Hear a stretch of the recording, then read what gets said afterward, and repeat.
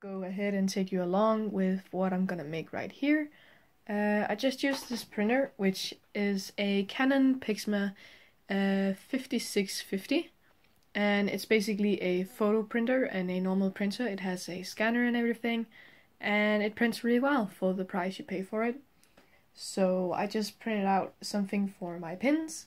So I just created these house pins from Harry Potter, and I made this onto some shrinking plastic. So this is not the size they will be once they're done. They're gonna be a lot smaller than this, actually 45%, which is also why I set down the color, so it won't be all black and dark. So before I printed this out, I actually did a test run on a normal piece of paper, just to be sure that everything would fit on the A4 piece of paper. Always do this, otherwise you're going to waste a lot of expensive material, since this sheet itself is kind of expensive in itself, especially if you waste it. So always do a test run. Print out in high quality as well. So I'm gonna go and cut these and put them in the oven so they can shrink, and then I'm gonna create pins with them.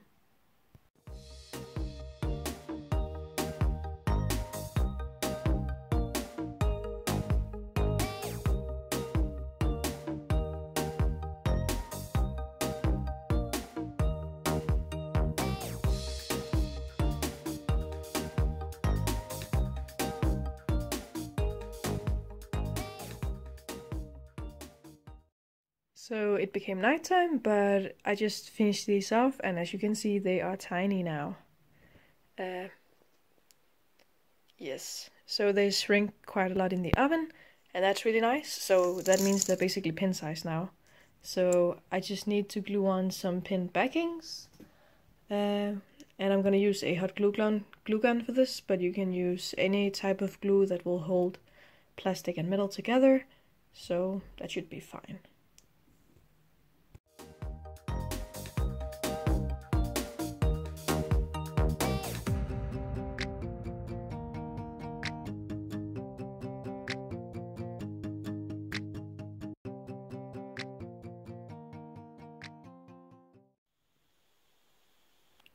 So now they have their pin backing on, so they're basically ready to be worn almost. I like to finish my pins off with some UV resin, which is basically an acrylic glaze, and it handles water really well, and it has a beautiful and clear shine to it, and it also doesn't smush the ink that's on them, which is always a plus. And it dries in sunlight, so it also hardens pretty fast as well. And yeah, I just love this product, and I would highly recommend it if you want to make charms and pins, because it's just really useful. So they're gonna get glazed now. Hey!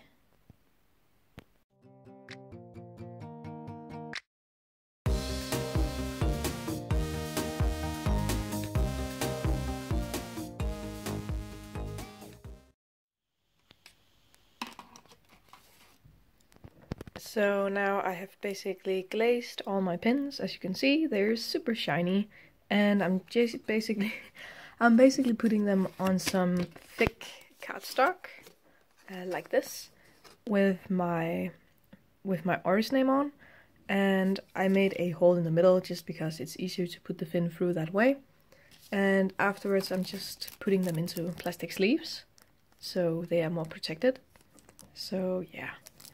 It looks really nice and professional to me, and I use cardstock for this because normal paper would be a little bit too flimsy, so it just gives the customer the sense of a more professional product when you use cardstock like this. So yeah, I just printed this out myself, so it's just hand cut and everything.